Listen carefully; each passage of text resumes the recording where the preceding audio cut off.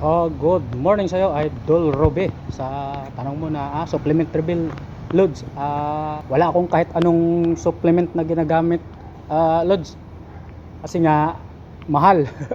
Di kaya ng budget. Tsaka ganito kasi yung Idol, ang mga supplement kasi gawa lang din galing sa mga natural foods eh. Ako malakas kumain kaya gustong gusto ko yung whole foods talaga kasi nakakaramdam ako ng busog tapos matagal ako nagutom. Tsaka isa pa dol, napanood ko rin kasi yan kay Coach Janet Aro ano talaga yun siya, nutritionist talaga siya, tapos siya yung nutritionist ng national team natin sa Pilipinas, boxing, lahat na mga atleta siya yung may hawak. Kaya yun yung isa sa mga sinasabi niya kung meron naman tayong oras na makakain na maayos, mag-focus na lang tayo sa kain or sa solid foods talaga. Yung mga, mas madaling sabi, sa mga masustansyang pagkain. Yun yung pagpukusan natin. Pero pagka medyo gipit tayo sa oras, ang pinaka magandang ano daw talaga. Yes, sir. Ano po kailangan, sir? Ayun na nga, Lods. Bukod kasi doon sa ano, parang iniisip ko na, advance ko na kasing iniisip na ano simula nung naintindihan ko na ang fitness pala talaga lifetime.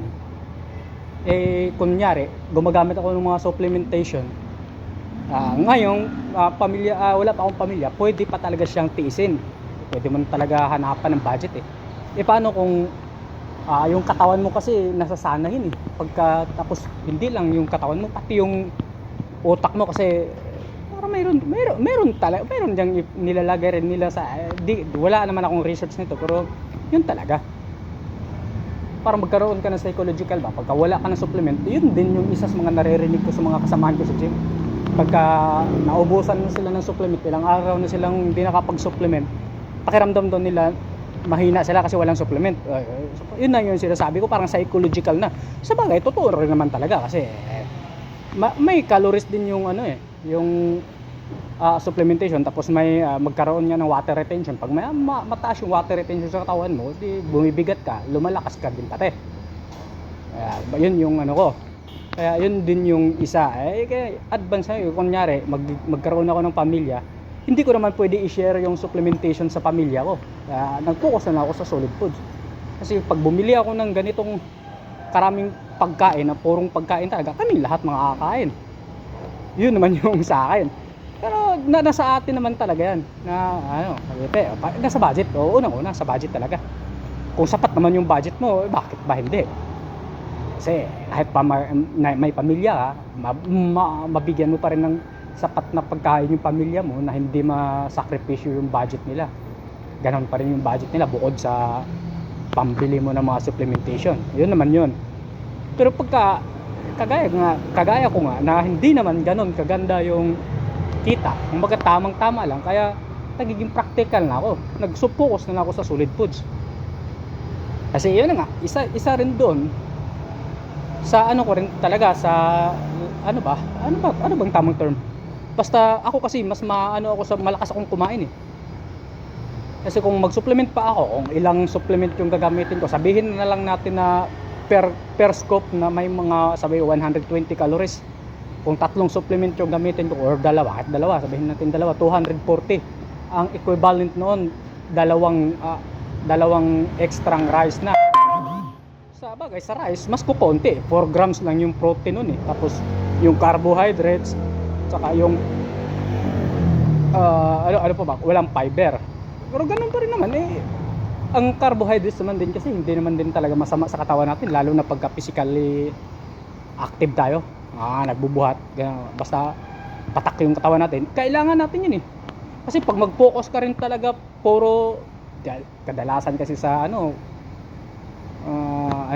protina, mga ganun, whey protein, mga ganun, creatine, basta mapoproduce daw ng katawan mo yun at saka doon galing din sa mga kinakain mo.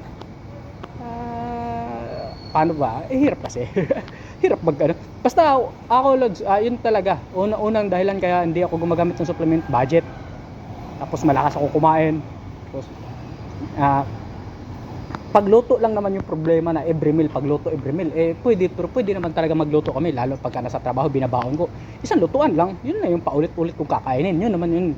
Kaya may time talaga ako, kahit anong oras ako kumain, pagka kahit nasa duty, wala namang bawal, wala namang time limit sa amin kung anong oras kami kakain, walang nasa sa amin na kung ilang beses kaming kumain sa isang araw dito kasi yun naman, ang pagluto-luto lang talaga, kaya ang pagluto, isahan lang. Pero yung pagkain, anytime naman kami pwedeng kumain. Yun nga lang, hindi ka lang talaga makakain na kagaya ng mga ano na nakaupo, naka-relax talaga yung pagkain sa aming mga security guard. Pag kumakain, matik yan, nakatayo, alert talaga kahit pa anong ginagawa mo pagka may darating, kailangan mong buksan yung gate or ano, i-assist mo. Ayo ka talaga, i-assist mo. Kasi yun man talaga, wala namang break times trabaho namin eh. Lalo na pagka mga ganito single post. Maliban lang sa may mga maraming kasama, may mga reliever yan tuwing kainan na. Pero yun nga lang, may eksaktong oras doon kasi nakahati-hati naman yung oras. Sa amin naman, walang ano, kahit anong oras kami kumain. Yun nga lang, medyo ano, di talaga relax. Basta ano pa ba, wala na akong iba, wala na akong ibang naisip doon eh. Yun lang. Pag may budget naman, go lang. Kasi yun na nga rin yung sinasabi ko, isa rin sinasabi ko, kailangan consistent ka rin sa supplementation mo. Kung kaya mo ba talagang i-sustain ng hanggang kailan, yun naman yun. Kasi pagka on-off ko din yung supplementation mo, yung progress mo rin, on-off din. Tapos hindi ka pa sanay doon sa, ano, di mo rin maagapan doon sa, ano, pagkain kasi yun yung pattern mo na eh. Kumbaga, hindi ka sanay sa ganun eh. Mag-a-adjust ka pa ulit. Hindi kagaya sa amin, nakaka-focus na doon, yun na yun lahat. Kasi nga, budget, lagi naman talaga, yun naman talaga yung pinaka ano talaga sa lahat ng bagay, yung budget natin. Yun talaga yung pinakamalaking factor talaga, yung budget. Sa kahit ano naman talaga, sa kahit anong bagay, budget. Pabalik-balik yung budget. Iba na lang kasi ibang masabi kasi kaya puro na lang budget.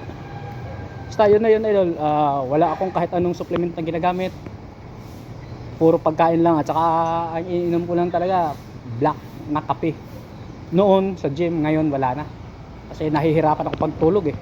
Pagka may maraming caffeine sa katawan.